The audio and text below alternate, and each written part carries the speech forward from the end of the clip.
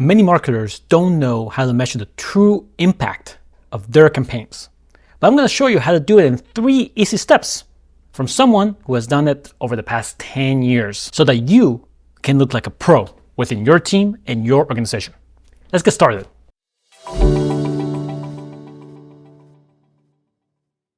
Step 1, we have to tag our URLs, the links that are going to bring users or people to our website or mobile app or something else.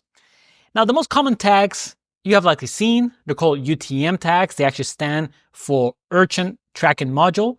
Fun fact, Urchin was a company that developed an original analytics software, and they coined this Urchin Tracking Module. Today, we just hear them as UTMs. And their main purpose was to identify traffic sources. So you know the source, the medium, the campaign, perhaps a keyword term, the content, and so on. They created the 5 original UTM tags. Google then bought this company, and they renamed the software from Urchin Analytics to Google Analytics. And of course, then Google will, of course, give the software away for free.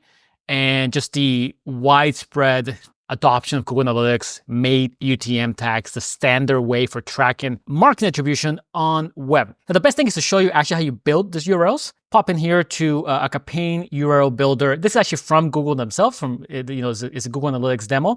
You can actually find lots of these different URL builders. If you go on Google and you search for them, you can find spreadsheets, whether Google Sheets or Excel, that does this for you. So lots of different ways of doing it. You don't have to use this particular builder.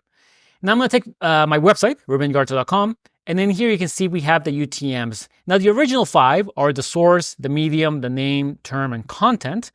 Then you have campaign ID, and you're going to see actually lots of different UTMs that have been added over time, but generally you want to stick at least with the core 5 and use them as much as possible. And if you're going to add new ones, you should have 1, a good reason to do so, and 2, a way to be able to report on those. And we'll talk about that in a second. But let's imagine that we want to add, for example, for source, we're going to add the word newsletter. We're going to use the example below. Medium, we're going to add email. Generally, source and email are the core ones. Even campaign could be sometimes optional.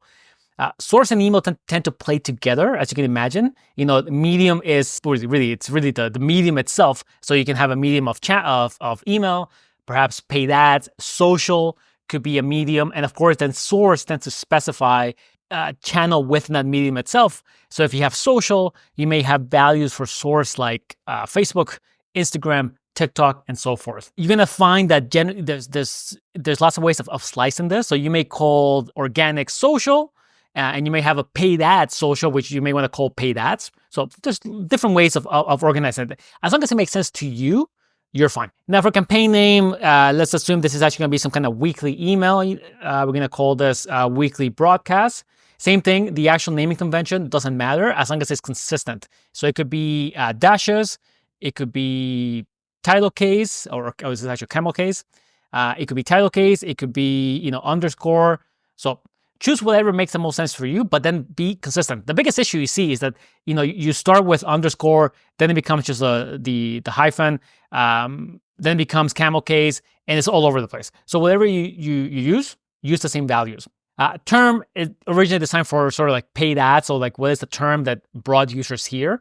And content, typically the ad name, but you can reuse them any way you want, right? So in the email world, we might say content might be the actual weekly email. So we're perhaps going to have weekly in the email on November 24th, 2024. Oh, I mistyped that.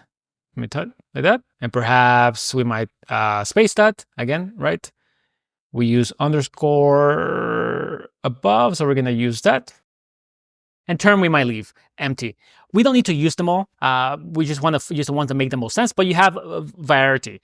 Once you have them here in your builder, you're going to get a URL down here. You can see that it's the same URL, but now it's been added. Here's the source, right? Here's the medium, and so forth. And they're all here. You can copy this and share this, and the majority of analytics tools out there will then store them and be able to report on them. Now, if this URL looks a little ugly, as you can imagine, it really comes across, you can actually shorten it. You can do something like this. Now, this is connected to Bitly, which does the shortener for us. Again, there's lots of different shortener softwares out there. Google has one too, actually. So they just converts all that link into a very nice single link that we can then share. And it ensures that the UTMs also will not be stripped. Nowadays, there's a lot of tools that will strip them for you. Some ad blockers, some Chrome extensions will strip the UTMs altogether, just people who don't want to be tracked. Fair enough. If you want to minimize that, then you can put it into a shortened URL. And the shortened URL is a little cleaner, a little easier. You could, of course, make this your own domain. So it doesn't have to be bit.ly. It could be your own short domain. Lots of different ways of slicing and dicing this. The point is you have a URL with the tags, and then you maybe have a nicer version of that URL. Now, UTMs are the most common way to identify the source for a marketing campaign, but you do have other things. For example, every website is able to know what the refer was. That is, what website or what source referred this user to this page. So for example, if you kind of move along this page that Google has, and then we go into the console, I'm going to show you something here, and then we type something like console log, you can see that it gave a URL. So if you were coming from Instagram, if you're coming from Google search engine, there'll be a refer that will then tell you where this user came from. You can see it's pretty basic. It's actually just one URL. It is not always actually that specific, but this is just another sort of data point that can be used to identify users. And many attribution models today will use multiple things. They'll use the UTM tags if they exist. They'll use the refer. They might use, for example, the landing page URL. You might have your own landing page for each campaign. I've seen companies that have landing pages for just Facebook ads or just Google ads. So that in itself tells you something about attribution, right? Every individual that lands on that page is only from Facebook ads or is only from Google ads or something like that. You may have click IDs, right? Let's say both Facebook ads and Google ads tend to pass their own click ID as a URL parameter. It's not technically a UTM, but it's a URL parameter. And then the click ID can then tell you that this user came from Facebook or they came from Google, or that they clicked a Facebook ad and they clicked a Google ad. So lots of different things, right? Right away, you might have 5 to 10 different data points to try and tell you where a user came from. Now, you don't have to worry about sort of keeping track of all these things and trying to understand them all. Generally, many analytics tools will use them by default, and they'll just report on it. And when we get to models and so on, we get to see what that looks like. I want to show you a real example, actually, from the wild of what some of this UTMs will look like alongside other parameters. So I'm here just in the Google search engine. I did a quick search for productivity tool. And of course, we get some sponsor ads here. So if we actually click this one, this Monday.com ad, we get their landing page, right? But let's look at the URL itself. Now, the URL has a lot. I'm going to actually break it apart so we can see it. This is where we actually can see how companies use custom URL parameters. They wouldn't call them UTMs, but they are effectively doing the same logic. So we see, for example, this one called CQ_CRC called Google Ads. Again, right? We came from Google Ads. So this is one way Monday.com is identifying Google Ads. They have a bunch of CQ here. They have some IDs. They actually have a term itself I just typed, productivity tools, and they have a few other things that likely make sense to them. So these are things that they had likely added on their own, and they're ingesting into their own analytics tools to be able to break things apart. Now, they also have UTMs here, as we see here. They have UTM medium, source, and campaign, and they actually have keyword too. This is the sort of the 4 core ones that we saw. They have another one called UTM match type. This is not part of the core 5, but you can kind of add your own things. Now, you got to remember, right? As long as your tool is able to ingest it and use it, you can do whatever you want. They have something called cluster and subcluster, and actually another UTM called ad group, and another one called UTM banner, and a GAD source. Again, all these things likely make sense to them. Another thing to know here is Google Ads in particular can actually fill this out for you dynamically. So there's an option within the platform that allows Google Ads to append UTMs into your links inside your ads, and you can actually dynamically fill out a lot of stuff. So they're likely not filling the stuff out manually. They just have some kind of dynamic code that they wrote in Google Ads to do this for you. Facebook Ads does the same thing. Many platforms will do the same thing. Even email platforms like Braze, MailChimp, and so on, they'll kind of do this for you. So you can kind of Google your software plus UTM tags and see if that kind of automatic tagging is done for you, which is very handy because it provides consistency in how things get tagged. One final note, generally you don't use UTMs for internal pages. So if you want to know, let's say you have a pricing page and you want to know how users arrived at that pricing page, did they come from the home page, they come from the about page, they come from the blog, you don't typically use UTMs. The reason why is many tools like Google Analytics primarily, right? You got to remember that Google Analytics made this popular. When Google Analytics sees new UTMs in the URL, it triggers a new session. So then some of your metrics are a little off. So if you're taking users from your blog to your pricing page and you add UTMs, it kind of triggers new sessions within Google Analytics. Not every tool does this. So generally, you wouldn't use the UTMs, but you can kind of use custom ones if you want to do that. You could put some kind of custom path called source or original source or something, and then track that and see how users arrived at your pricing page. So you're able to use URL parameters, just probably not the core 5 that have become standard, because those one tends to have special abilities or expectation around them. For mobile apps, we're still actually using the concept of UTMs. You're going to see them. They're not as obvious as what we see in web, but generally you have some kind of tool that creates a URL for you. I highly recommend using tools like an AppsFlyer or Adjust or Kochava or Tune. There's lots of players in the space, but generally they help you build the URL. And the URL actually does several things when it comes to mobile apps. It can actually do logic. So it can determine if a user is on iOS, so they should get taken to the App Store, or if they're on Android, they should get taken to a Google Play Store. If they already have the app, let's open the app. So a bunch of logic that can happen. Typically, the tools will do it for you while appending the equivalent of UTM source, UTM medium, UTM campaign, and so forth. I also want to note, though, that typically mobile attribution tends to be trickier. So if on web, we have this URL parameters, and we may have, 5 or 10 of them, but technically that's kind of what we're using. On mobile, we may have fewer parameters, maybe only 2 or 3, but mobile providers like AppsFlyer, Adjust, and so on typically use other signals to determine where a user came from. For example, here in this quick documentation from Adjust, we can see they're actually using device ID, IP address, user agent, the timestamp of when the user actually clicked the link. This will be an actual Adjust link or an AppsFlyer link, and when the app was installed. So they'll take this 5 data points plus other ones most likely in their model, and from there they can then determine, this install belongs to Facebook Ads, this one belongs to Google Ads, this one belongs to an email, and so forth. Again, you don't typically have to worry about the mechanics of what's going on behind the model. It's nice to know, but generally you just want to make sure you create your links, you tag them properly, and then you're consistent in how you use them. And in fact, just to see the complexity of mobile attribution, there's actually even a logic, right? Where they say, hey, if the device ID matches, we're going to use that. If not, we're going to use for some kind of Android refer. This may be, for example, the equivalent of the IDFA on iOS, which is the AAID for Google. If not, we may use a fingerprint match. We may use an impression device match, and so forth. There's a bunch of different things. And if you Google AppsFlyer attribution model, you'll find a similar document with different logic, probabilities, and things like that. Again, generally very complex compared to web.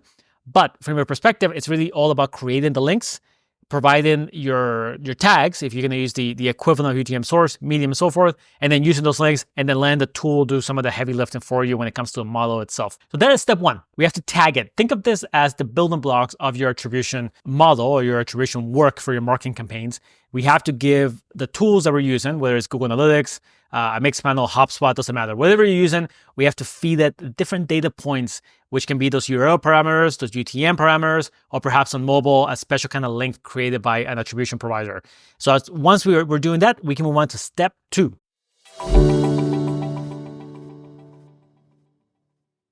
Step 2, we have to model things. Now, we have to set some expectations here.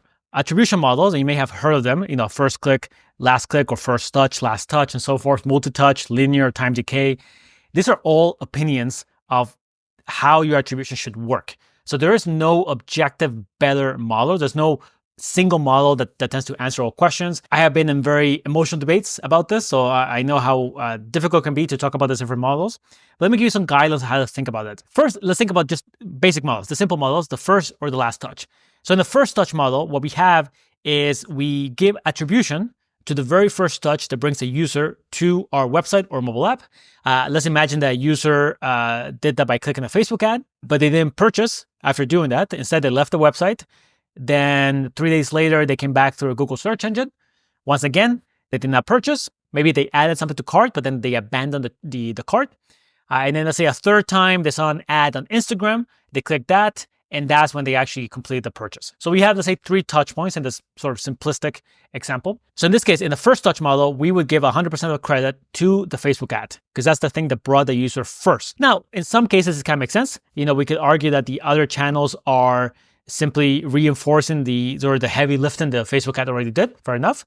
In the last touch model, we would get 100% of the credit, the Instagram ad, because we're saying, yes, other channels brought the user here. they kind of created awareness, but the one that really drove the user to over the finish line for the conversion was the Instagram ad. So let's give it 100%. We can have a linear model. In a linear model, perhaps we might give even credit to all the touch points. So in this case, Facebook ads will get 33%. The Google search engine will get 33%. And Instagram will get 33%. Now, this is just 3 models: first touch, last touch, and linear. There's most likely another 10, 15 different models. There's multi-touch attribution. There's lots of different ways of slicing this. As you can see, there's pros and cons to each one. And it's not really about finding the single one, but there's about finding one that makes the most sense for your team while acknowledging the limitations that come with it. The key thing you really want to keep in mind is you want to tag things, right? We saw this in step 1, but just want to reinforce the idea that if you're not tagging things, you don't even know the touch points. So many companies don't actually even know the customer journey that users typically go through. I just gave you 3 touch points, but your journey might have 8 touch points with different things playing a role. The only way you're going to find that out is by tagging things. So making sure all your paid ads are tagged. Any kind of organic campaign that you can tag should be tagged, like organic social, like your Instagram or Facebook. Some things organic cannot be tagged, like a Google search engine.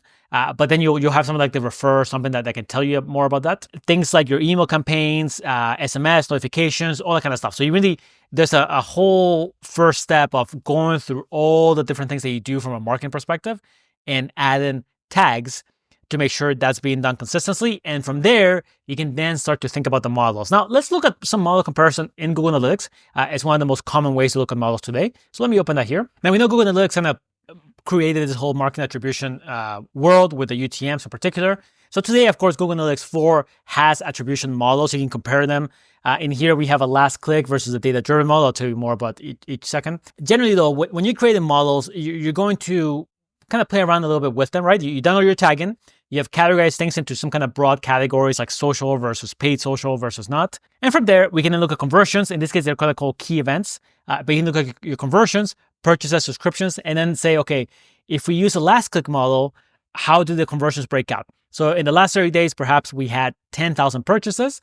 How do those 10,000 purchases break out over our, 8 different touch points that we identify and we have tagged in step 1? If we use a first touch model, what does that look like? And then Google Analytics actually has a data-driven model, which you can look at the description a little bit online. So we can see here that Google Analytics is saying that the data attribution model actually uses a form of machine learning to evaluate both converting and non-converting paths. And from there, it incorporates other factors like time, device type, number of interactions, ad exposure, creative assets. And from there, it kind of gives you a breakdown into categories, which is really what all models do. Simply tells you how many conversions should be attributed to Facebook ads, how many to Google ads, and so forth.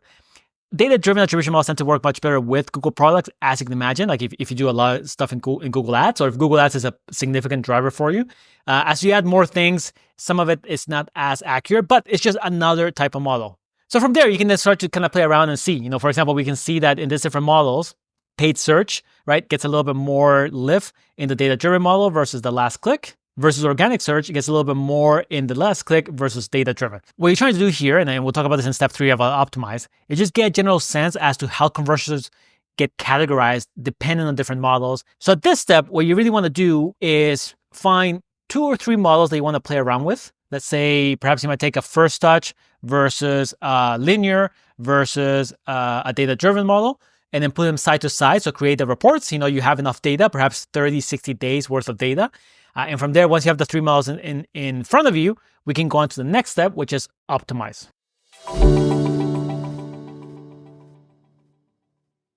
Step 3, optimize, or bring in everything together. So we did a lot of heavy lifting with the tagging. Don't underestimate this step. This is the critical step in everything. If you have good tags, there's lots of different tools that can read the data and spit out different models. In step 2, we can understood models a little bit, and we made choices, perhaps 2 or 3 models that we want to use, that we want to compare. And now we're here in the optimization section. So first, just make it clear, what does it mean to optimize, right? Remember, there's no single best answer here. So you're not going to find some sort of magic formula to say, if we put 30% on Facebook ads and 20% on Google ads, and then 10% organic search, then we're going to grow. You're not going to really find that. Instead, it's really this constant tweaking of your channel budgets. So really what you want with models is to give you some guidance as you test different assumptions. So for example, let's say you put your 3 models in front of you and you say, here's our first touch, here's our linear. And in our linear, we're given the first 2 touches 50% of the credit, and we're giving the third and the fourth touch 30%, and then we're giving the last touch 20%. That's it, right? That's how we kind of split it. Again, no real magic here, no real formula. Just try and get a sense for what makes sense for your business based on the data you're seeing. And then you have a data-driven model, perhaps a Google Analytics 4 model, which uses machine learning. It's a little bit more of a black box. That's one of the downsides of it. But the upside could be that it can kind of give you some interesting insights. Once you have the 3 models in front of you, then you can start to say, okay, what if we increase our Facebook ad budget by 10% and we decrease our Google Ads budget by 10%? So we kind of balance it out. Or what if we put more money into email? Or what if we really kind of work on our SEO for the next 6 months? And you start to test these ideas and you can see how they change. Now, as you can imagine, some of these changes will take time. This is not the kind of thing where you make a change and then 24 hours later, you kind of gauge it. Depending on how much data you have, this may be at least a few weeks, maybe more. And there's lots of FYIs that I'm going to cover in a second that you want to keep in mind. But this is kind of what you're trying to get at. Trying to get to an understanding of saying, here's how we're going to spend our money, because it seems like Facebook tends to be a significant driver, whether we see it in the first touch or we see it in the data-driven model. We keep seeing Google Ads tends to be pretty good, perhaps in the middle paths, in the third or fourth touches. So perhaps we're going to rework our Google Ad campaigns to be less about the top of funnel, but more once someone is sort of in the middle of the funnel, middle of the journey. Perhaps we may say, Instagram doesn't work really well if the user doesn't know anything about us, but it works really well towards retargeting. This is the kind of stuff we're trying to see. And it's not going to, jump out from the screen. You're going to see the different channels play different roles, different weights. And as you do different experiments, the numbers will change and you'll be able to compare them. And you're slowly kind of finding the best way to deal with a channel for your own business. For some businesses, Instagram should be first touch and it should drive as much as possible. Other businesses, it should clearly be last touch or perhaps middle touch. So whatever it is for your business, you can only do that by looking at the data, making assumptions, making tweaks, and then coming back to the data weeks or months later, and then comparing to what you thought would have happened. And that's how you kind of work with the model. So there's no single model that you're saying this is the model, but you have perhaps a limited number of models, and you ensure everyone's using the same model. So you don't want to have your marketing team use a model and your sales team use another, and your brand team use another model. You want to have standardization around how you think about conversions. We're a first touch model and data-driven model. We don't look at last touch. We don't use linear, we don't use time decay, and so forth. Remember, the models are opinions. It's okay to have 1 or 2 different opinions on your marketing campaigns, but it's not okay for every team to have their own opinion and now you're conflicting as to which channel is the most important. Now, some pitfalls, again, right? This is really more of an art than a science, as I'm sure you're gathering by this point.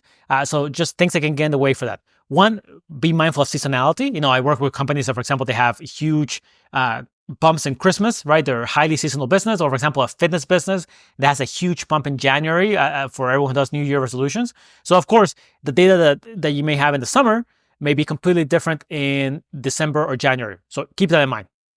2, think about any major events that could be affecting the attribution data. I had another company that was doing a major spring and fall campaign where they focus on a specific product, and it's just a significant driver for them. And all the data within those sort of 6 weeks, it's really, really difficult to kind of gauge. So you don't want to use that as a standard. You want to say, hey, the 6 weeks of data is going to be questionable, but we're going to focus on the data before and after. Any kind of random event, you want to be aware of that. So if an influencer somehow mentions your product online and goes viral, this may be a heavy change to your attribution model for this specific channel. Let's say it happens on Instagram.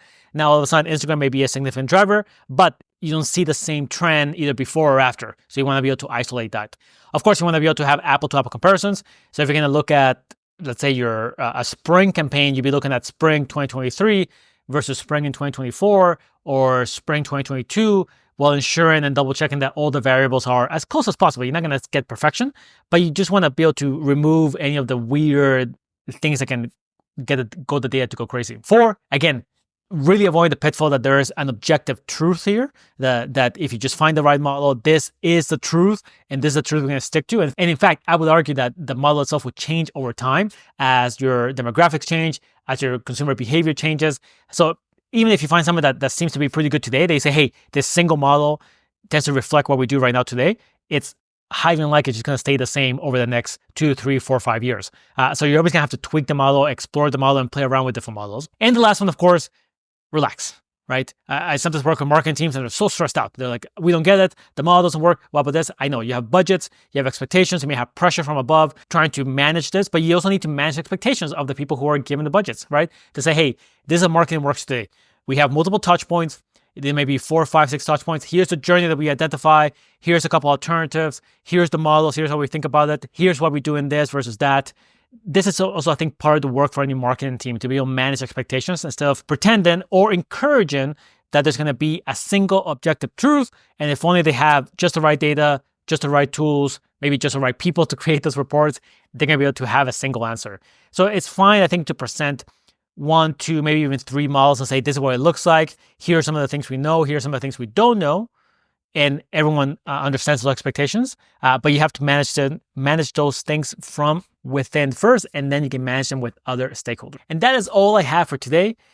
We talked about 3 things on how to be able to measure the true impact of your campaigns. First, the tagging. This is really the heavy lifting for most companies. If you've never done it before, it can be a lot of effort, be able to bring in consistency and reliability to the links that are bringing users to your app or website. 2, understanding the models. And again, too complex or too caught up in them. Just choosing 1 to 3 models that you think could be a good fit based on the initial data you're seeing. The customer journey that you're getting once you did step 1.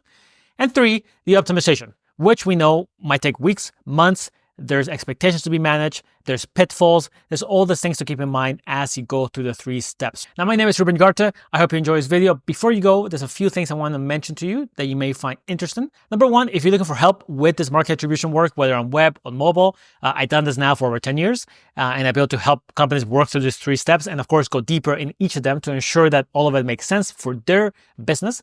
So if that sounds like you, check out my website, rubenugarte.com. I typically work with a handful of companies every year, and that could be one of you. Number 2, if you enjoy this video, I would highly appreciate it if you could like, subscribe, and comment. You find those links in the YouTube interface. It helps the algorithm. It helps me. So those 60 seconds are highly appreciated. And number 3, I also have a semi-regular newsletter called Averages Lie. If you like this content, you can subscribe to the newsletter. Emails go out every few weeks. They tend to be short, between 5 and 10 minutes. And they're just a great way to kind of keep diving into the same ideas. Finally, in the comment section below, I'd love to hear how your team thinks about marketing attribution, whether on web or on mobile. I'm sure other readers will be interested in that. With that being said, we'll talk next week.